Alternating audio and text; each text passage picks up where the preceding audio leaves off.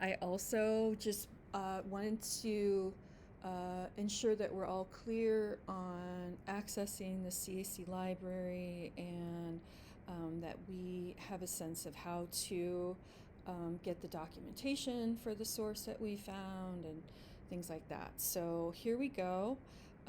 This view is going to looks a little different for y'all in that this is the instructor view, and so but it's, at any rate, it just might look a little different. So here we go. So we have a link to the CAC library right here.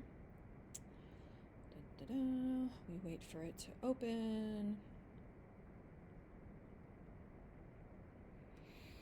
All right, so what I usually do is I click right on here, and just so you remember, if you're having trouble finding sources, my goodness, reach out to a librarian. They are amazing. They have graduate degrees in how to search for, how to find sources that will help you. I mean, they are experts in it. So take advantage of their expertise. You can go to librarian virtual office hours. You can chat with a librarian. You can go into the library at any of the campuses and get help. I mean, it's all there for you. Okay, so sources. So the databases that I use a lot, I'll just go ahead and show you. I use Academic OneFile. Depending on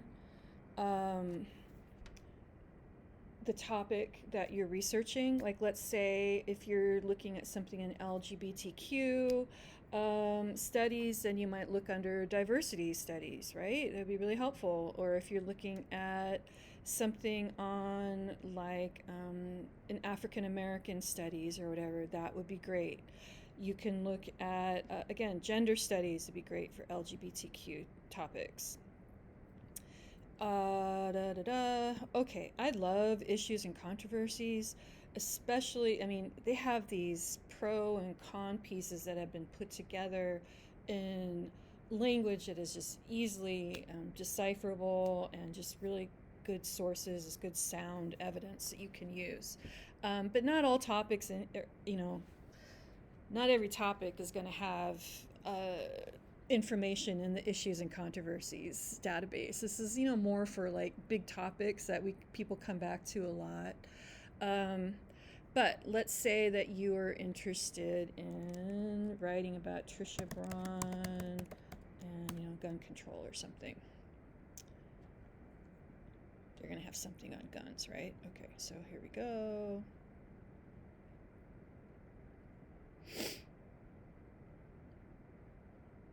Apologies for sniffling.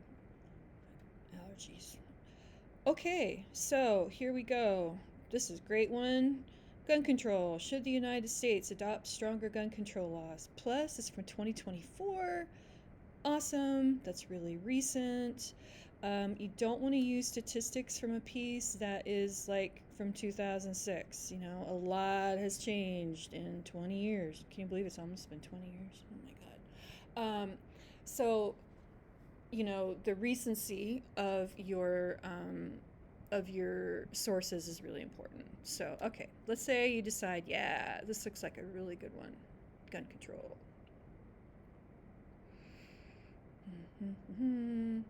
And you'll see here they have, pro and con, and then they go on and they just have, the background and sources you can use and all this stuff. It's really fabulous. Okay, so when you're ready to cite it, and again, all of these databases have all of these tools that you can use. We're following MLA, so make sure you click on MLA, and this is what I do. I just, well, you can do that, copy it. Oh, is this gonna let me do this? Hold on, let me see if I can do this. And then what I do is I open up my document, and boom, I plug it in there. Sometimes when you copy and paste it, it'll have like a funny it'll be shaded. It's really annoying. What I do is I just click on, here, can I, no, I can't open that up. But I click on clear formatting, and that will get rid of any of that weird stuff in Word. So it does that. I have to go back and make sure that this is italicized. That's correct. Info base. We might need to italicize that.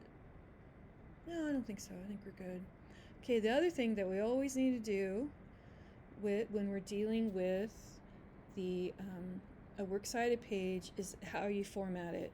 And you format it using hanging indents. So you go into special line spacing line spacing. I'm on the desktop version of Word right now, which looks different than the online version, but these tools are all available in the online version as well that you're using. So don't forget that. We are going to use hanging indent. We click on that and we click OK. Right?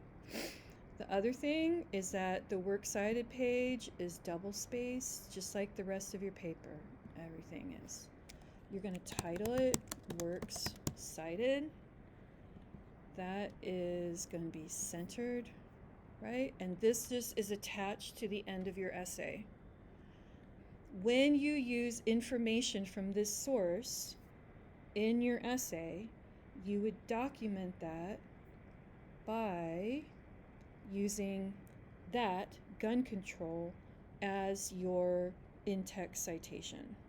So let's say that you're using, this source. John says blah, blah, blah about guns. And you close it, and then you're going to say you got that from gun control. Boom. And then your reader knows exactly where to find that source. And then keep on going, right? So all of your in-text citations need to correspond directly to the publication info on your Works Cited page. Okay, so we have the issues and controversies, which I love. I'm a big fan. I also use a lot when I'm helping students. Okay, if you're looking for anything local or just to show that this event happened or something, you might use newspapers. Newspapers are great for a lot of things. You can look at them to show what happened at this day and time.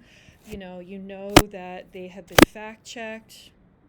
It's good info, but that's all it is. It's like a snapshot of that day and time, and they don't do a lot of analysis. And a lot of times also, like, they get more statistics later that they have to go back and clarify, all these sorts of things. So newspapers are great, but they're also limited in how you would use them in academic work. Omnifile is very similar to EBSCOhost. I use opposing viewpoints a lot.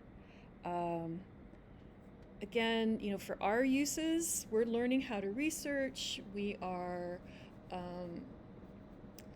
we're not getting into super depth yet, and I like these pieces in that they're usually shorter, more digestible, and they kind of serve our purpose well. Okay, so let's say that we're looking for, again, gun control, and they have so much on it that they actually have a page on gun control. And let's say that we want to use this one. Gun violence is not a public health crisis. So again, they provide all these different ways that you can use this information, that you can access it, you can save it on your Google Drive, you can download it, you can print it, you can do all kinds of things. For right now, I just want to remind you that you can also get the citation info. So you just copy it, boom, and you put that in your Works Cited page. And again, the Works Cited page is organized alphabetically, so lot would go after gun control, right? So again, we're going to get rid of all of any weird formatting that came with it. We are going to make sure that it is, again, hanging indent, and it's kind of confusing, but everything also needs to be double spaced. Okay, so this one that they gave us is good. Gun violence is cool. All right, we need to italicize that because that's the container where we found it. I believe we also need to italicize the name of that database, and we also need to italicize the name of the publication where it was originally intended, the National Review, which is a conservative publication, and that would be important to mention in your piece if you're using it. So when you use information from this article, the corresponding in-text citation would be, and actually you want to get rid of the junior. You don't, well,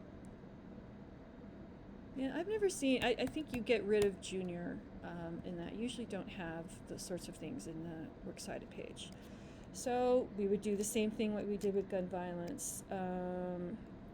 But let's say this. Let's say we include Lot's name in the sentence, right? So Lot says blah, blah, blah. If we do that, then we don't need to include an in-text citation because we have the author's name right there in the sentence. Boom, it's right there, so we don't need to put it again. But if you didn't include, experts in guns might say blah, blah, blah, blah. And let's say you got that from Lot, you would put that, and then you would keep going. Okie doke. Okay, I think that's the last database that I wanted to show you that I find really helpful. So, happy researching.